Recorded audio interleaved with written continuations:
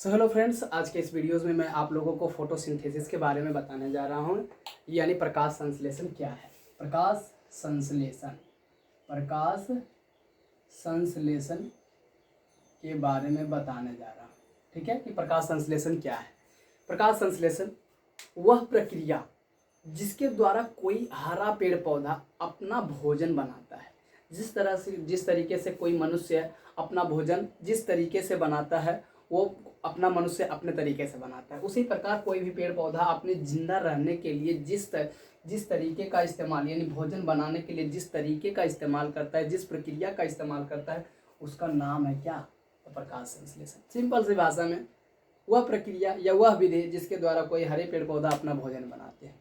लेकिन इस प्रक्रिया में आखिर कोई पेड़ पौधा किस तरीके से कच्ची सामग्री यानी जिस तरीक़ा से घर बनाने के लिए कच्ची सामग्री के रूप में ईंट, सीमेंट, बालू, पानी, इन सभी चीज़ों का ज़रूरत पड़ता है तभी घर बनता है। हम सभी खाना जब भी बनाते हैं तो आलू गोभी, चावल, इन सभी कच्ची सामग्री की ज़रूरत पड़ती है। जैसे कि कढ़ाई, जलावन के लिए जारन चाहिए, हमें कढ़ाई यानी आलू चाहिए, सब्जियां चाहिए, चावल चाहिए, इन सभी चीज़ों की ज़रूरत पड़ती है। उसी प्रकार फोटोसिंथेसिस यानी प्रकाश संश्लेषण यानी कोई पेड़ पौधा अपने जीवित रहने के लिए उसको भी बहुत सारी चीज़ों की ज़रूरत पड़ती है। उन सभी कच्ची सामग्रियों में सबसे पहला नंबर पर आता है CO2 यानी कार्बन डाइऑक्साइड की ज़रूरत पड़ती है। दूसरा एक है जल की ज़रूरत पड़ती है। तीसरा है कि प्रकाश की भी आवश्यकता है, प्रकाश ऊर्जा की आवश्यकता होती है। और फोर्थ नंबर पर आता है क्या? तो क्लोरोफिल यानी किसी भी पेड़ पौधा के अंदर में ये चारों चीज़ें रहेगी तभी एक कोई भी पेड़ पौधा अपना भोजन बना पाएंगे। देखो हम समझाते हैं। ये मानो ये कठौती है, ठीक है, ये कढ़ाई है, ये क्लोरोफिल का है, ठीक है। क्या है? ये क्लोरोफिल है, क्लोरोफिल है। अब देखो इसमें जा रहा है क्या? तो सूर्य का प्रकाश, ठीक है, सूर्य का प्रकाश। अब देखो यार इसके अंदर में जाएगा क्या? तो कार्बन डाइऑक्साइड हम कच्ची सामग्री के रूप में लिए हैं। और भी क्या जाएगा? तो जल, ठीक है। अब इन ऊर्जा प्रकाश, सूर्य के प्रकाश की ऊर्जा की मदद से इन दोनों में लड़ाई होगा, ठीक है, इन दोनों में लड़ाई होगा। और लड़ाई होने के बाद ये लड़ाई उसी चीज में होता है जो कि क्लोरोफिल में होता है। यानी पेड़ पौधों की क्लोरोफिल में क्या होता है? ये लड़ाई होता है। इसका मैं वीडियो यानी एक्सप्लेनेशन बड़ी बढ़िया से दूंगा, देखना समझना।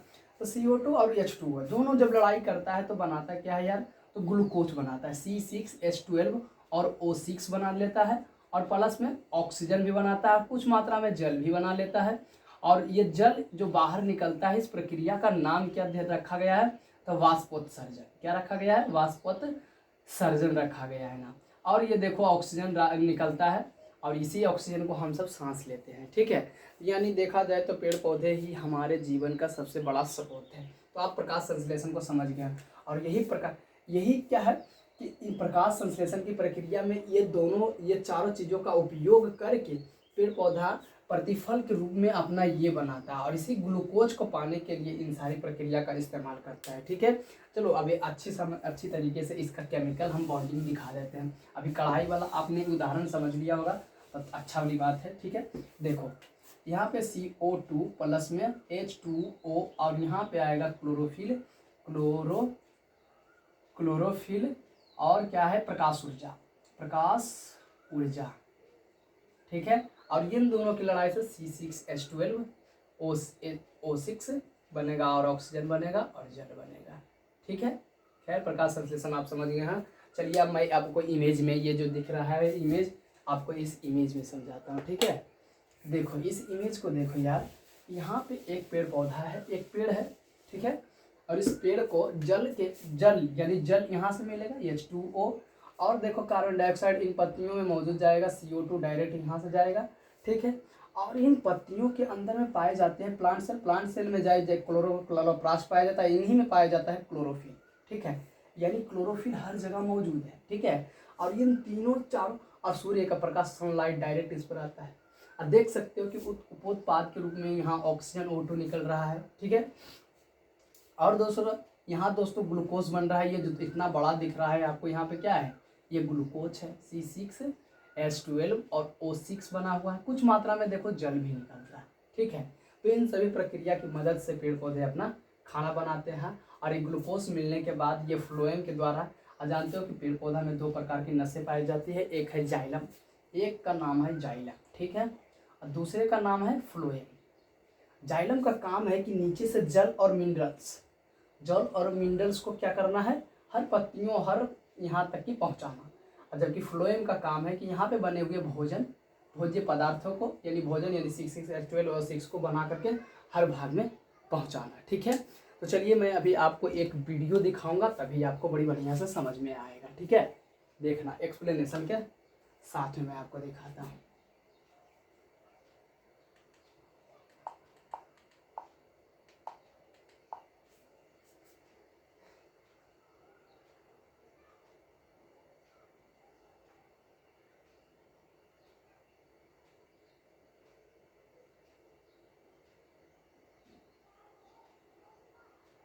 जल को ग्रहण करते हैं।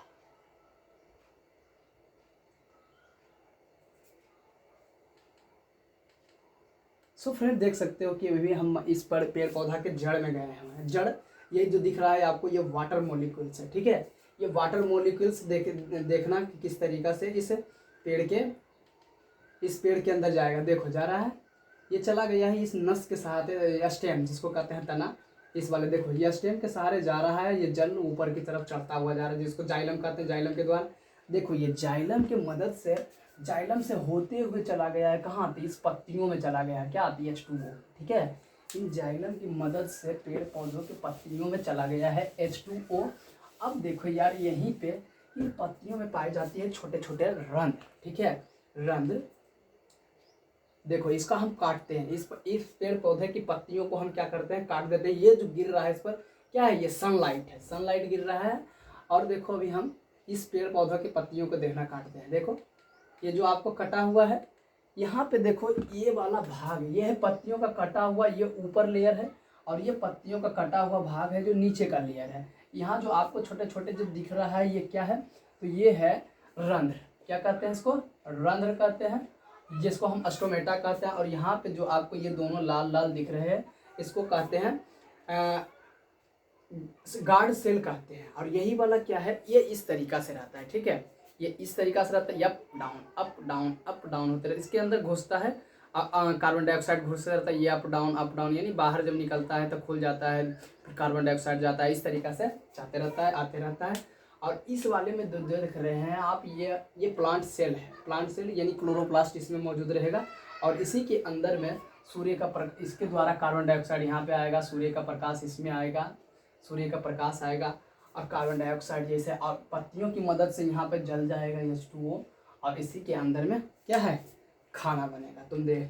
तुम देखो, ठीक है, आप सब देखिए, यहाँ पे दिखा रहा है कि पत्तियों का ये अपर लेयर है, ये गार्ड सेल यानी रंध्र है। देखो, ये है प्लांट सेल के अंदर में ये क्या है, ये क्लोरोप्लास्ट था, ये क्या था, क्लोरोप्लास्ट, अभी जस्ट में गया। ये जो आप दिख रहे हैं, ये है जाइलम, ठीक है, इसकी मदद से आएगा जल, देखना भी तुरंत, ठीक है। देखो, ये जल आया, जल का पार्टिकल वाटर आएगा, इसमें जाएगा अंदर, देखते रहना, ये है रंध्र। इसी के मदद से क्या है कि कार्बन डाइऑक्साइड अंदर आएगा और बाहर जाएगा, ठीक है। ये जो आपको यहाँ पे दिख रहा है, देखो, ये देखो, रंध्र की मदद से कार्बन डाइऑक्साइड, ये जो अभी जस्ट यहाँ पे जो आया है, ये वाला पार्टिकल जो था, क्या था, कार्बन डाइऑक्साइड। ये जो पार्टिकल आपको दिखा तो क्या था, H2O। अब रही बात सूर्य का प्रकाश आने का, ये कच्ची सामग्री के रूप में हमें 4 चीज़ की जरूरत पड़ती है। 4 चीज़ नहीं रहेगा तो गम नहीं होगा, पेड़ पौधे मर जाएंगे।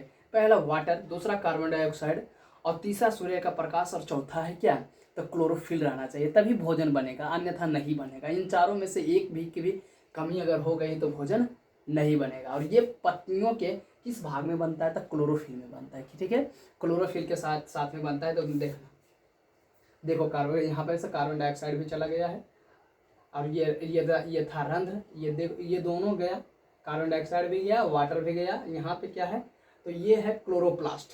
अब क्लोरोप्लास्ट में ये है क्लोरोफिल, इसी के वजह से पत्तियाँ क्या होती है, तो हरा होता है, पत्तियाँ इन्हीं की वजह से हरा होती है। सूर्य का प्रकाश यानी आ गया है, ऊर्जा देख सकते हो, सूर्य का ऊर्जा आया है। और देखो, सूर्य का ऊर्जा आने से ये है क्या, ये पेड़ पौधे, आप देखो अपना ये क्या है, ये बनाने के लिए स्टार्ट कर दिया है। ये जो आपको अंदर दिख रहा है ना, ये अंदर प्रोसेस चल रहा है, क्या चीज़ का, तो ग्लूकोज बनाने का, क्या है, तो ग्लूकोज बनाने की इसकी एक प्रक्रिया यहीं पे चल रहा है। देखो यहाँ पे जो आपको चल रहा है, तो ये C6H12O6 बना है, और क्या बना था, और बना था O2 और प्लस था, कुछ मात्रा में जल भी बना था। ठीक है, कुछ मात्रा में जल बना था, ग्लूकोज था, जो कि ये देखो यहाँ से कार्बन डाइऑक्साइड बाहर निकला, ऑक्सीजन बाहर निकला, और कुछ मात्रा में वाष्प भी बाहर निकल गया। तो आज देख सकते हो कि इस तरीक़े से मेरा वीडियो था, जो कि पूरा कंप्लीट हो गया। आप सब समझ गए होंगे कि प्रकाश संश्लेषण को आप लोग समझ गए होंगे, लेकिन अभी कुछ पॉइंट है जिसको अभी हम समझाना बाकी रह गया है। ठीक है, जिसको समझाते हैं अभी, थोड़ा सा देख लीजिए। यहाँ पे CO2 प्लस C प्लस में H2O और प्लस में सूर्य का प्रकाश चाहिए हमको फोटोसिंथेसिस की प्रक्रिया में, प्रकाश संश्लेषण में।